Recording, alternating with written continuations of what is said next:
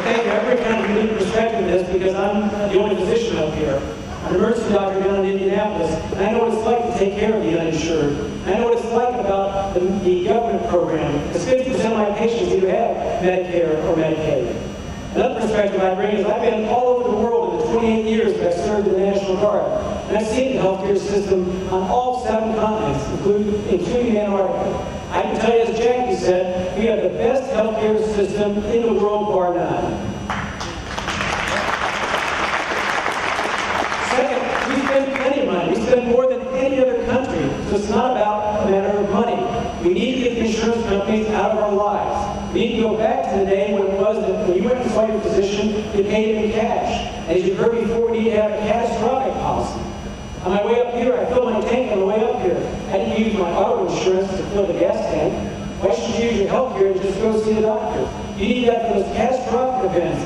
Like God forbid you get hit by a car, you get cancer, or diabetes, or any one of those known diseases that are out there.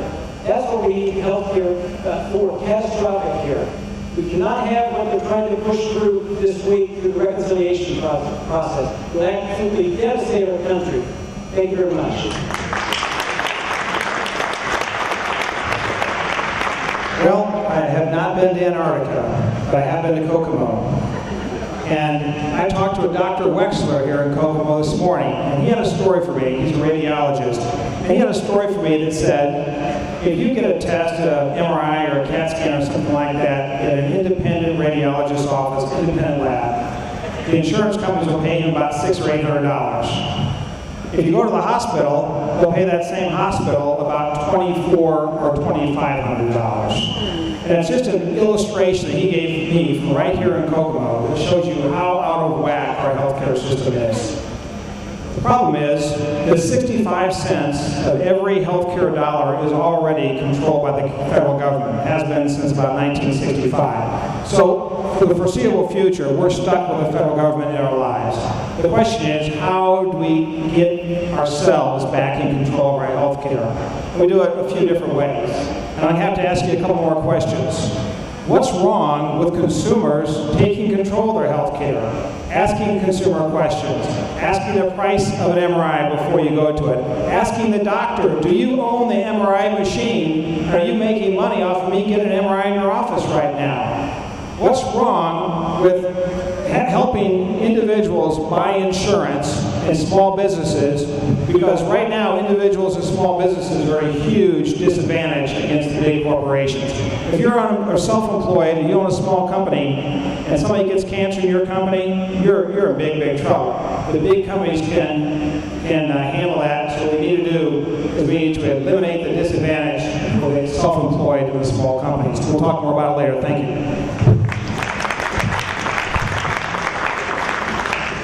Well, healthcare is quite the topic, isn't it? I'm for healthcare for everybody, so I couldn't agree with what's been stated so far, but not if we actually can't pay for it. When healthcare came about, my first question was, well, why can't I have the same healthcare that all senators and the reps and the president have? So when that question was asked, I saw every one of our representatives give a non-answer. They moved sideways and they never answered the question. That's why Scott Brown in Massachusetts was elected, and the people of Massachusetts basically state, and we have a great healthcare plan here. So my question was, well, why can't we port that plan over to the other states?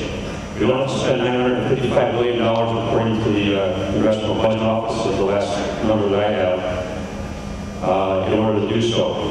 So I would like to see a better competition across state lines, because what's been pointed out is definitely true. You have a free market economy, and the price will continue to drop. I think also there's a lot of money in healthcare that's being paid out for illegal immigrants. So if we solve the immigration problem, I think we could have substantial savings. I wish my representative would have taken a position on healthcare. We didn't see that. I do not believe in using federal funds for abortions. I do not believe in providing healthcare to illegal aliens. And I'm not a proponent of another government-run program. On February 5th, 1976, Margaret Thatcher said in her famous quote, socialist governments work until you run out of other people's money.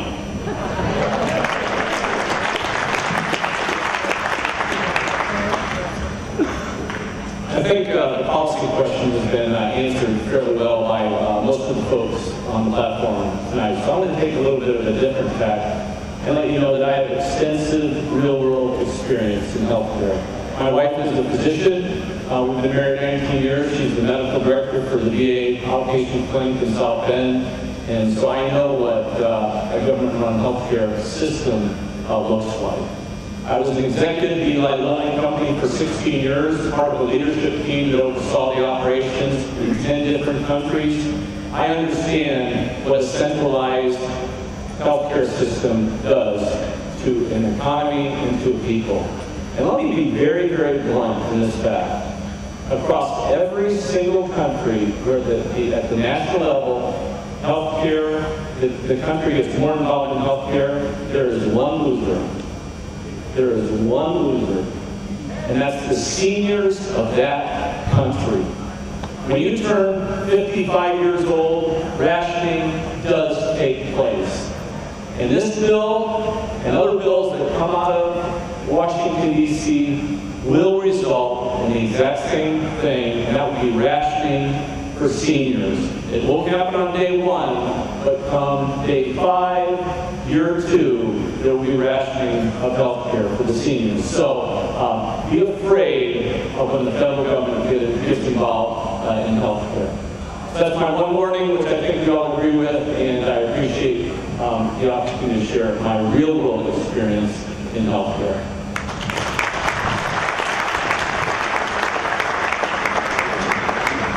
I want to put a theme out there for you tonight that's going to cut across a lot of these questions. And that is, what kind of messenger, what kind of representative do you want to have in Congress?